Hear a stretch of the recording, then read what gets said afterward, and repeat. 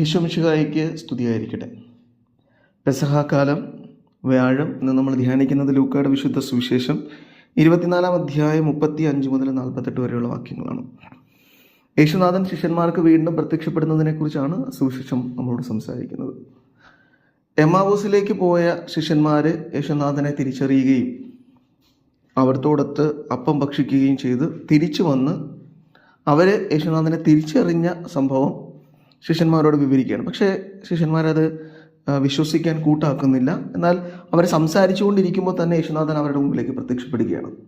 പിന്നീട് നമ്മൾ കാണുന്നത് യേശുനാഥൻ താൻ യഥാർത്ഥത്തിൽ ഉദ്യതനാണ് എന്ന് അവരുടെ മുമ്പിൽ തെളിയിക്കുകയാണ്. അവരോട് നിങ്ങൾ തന്നെ തൊട്ടു നോക്കുവാനും താൻ ഭൂതമല്ല, തൻ്റെ ശരീരം ഉയർത്തെഴുന്നേറ്റ ശരീരം തനിക്കുണ്ടെന്നും ഒപ്പം അവരോടൊപ്പം ഇരുന്ന് അവിടുന്ന് ഭക്ഷണം കഴിച്ച് കാണിച്ചു കൊടുക്കുകയാണ്, ഞാൻ ജീവിക്കുന്ന മനുഷ്യനാണ് എന്ന്. എന്നിട്ട് അവസാനം അവരോട് യേശുനാഥൻ ആവശ്യപ്പെടുന്നത് നിങ്ങൾ എൻ്റെ സാക്ഷികളായിരിക്കുവാനാണ്. അപ്പോൾ ഉദ്യതനായ ക്രിസ്തുനാഥൻ ഓരോ മനുഷ്യനെയും വിളിക്കുന്നത് രണ്ട് കാര്യങ്ങൾക്കാണ്. ഒന്ന്, അവൻ അവർക്ക് സമാധാനം നൽകുന്നുണ്ട്. അവരുടെ സംശയങ്ങൾ ദൂരീകരിക്കുകയും അവരുടെ വിശ്വാസത്തെ ദൃഢീകരിക്കുകയും എന്നിട്ട് അവിടെ നിന്ന് അവരോട് ആവശ്യപ്പെടുന്നത് നിങ്ങൾ ഇനി എൻ്റെ സാക്ഷികളായി മാറണമെന്നാണ്. അപ്പം ഒന്ന്, നമ്മുടെ ജീവിതത്തിൽ ഉണ്ടാകുന്ന ഒരു മാറ്റമാണ് നമ്മൾ യേശുനാഥനെ സ്വീകരിക്കലാണ്. എൻ്റെ ജീവിതത്തിൽ അവിടത്തോടുള്ള അവിശ്വാസം മാറി വിശ്വാസം വരികയാണ്.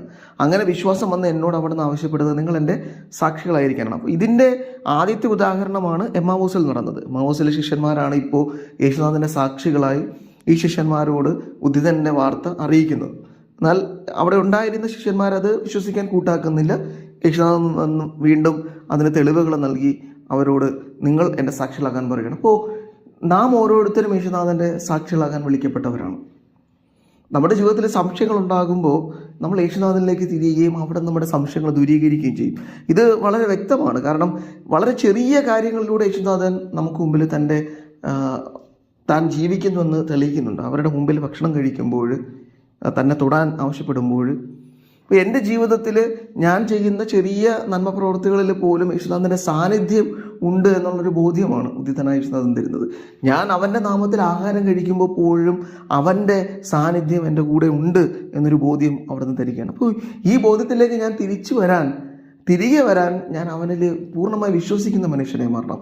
എൻ്റെ ഉള്ളിലെ സംശയവും ഭയവും മാറണം. അത് യേശുനാഥൻ്റെ ആ ഉദ്ധാന ജീവിതത്തിലേക്ക് ഞാൻ എന്നെ തന്നെ തിരിക്കുമ്പോഴാണ് എനിക്കത് സാധിക്കുന്നത്. അവൻ്റെ ഉദ്ധാന ജീവിതത്തിലേക്ക് ഞാൻ എന്നെ തന്നെ തിരിക്കുന്നതിനുള്ള ഒരു പ്രധാന മാർഗം ഇന്ന് സുവിശേഷം ആവശ്യപ്പെടുന്നത് യേശുനാഥൻ ശിഷ്യന്മാർക്ക് മുമ്പിലേക്ക് തന്നെക്കുറിച്ച് എഴുതപ്പെട്ടിരുന്ന വചനങ്ങൾ വ്യാഖ്യാനിച്ച് നൽകുന്നുണ്ട്.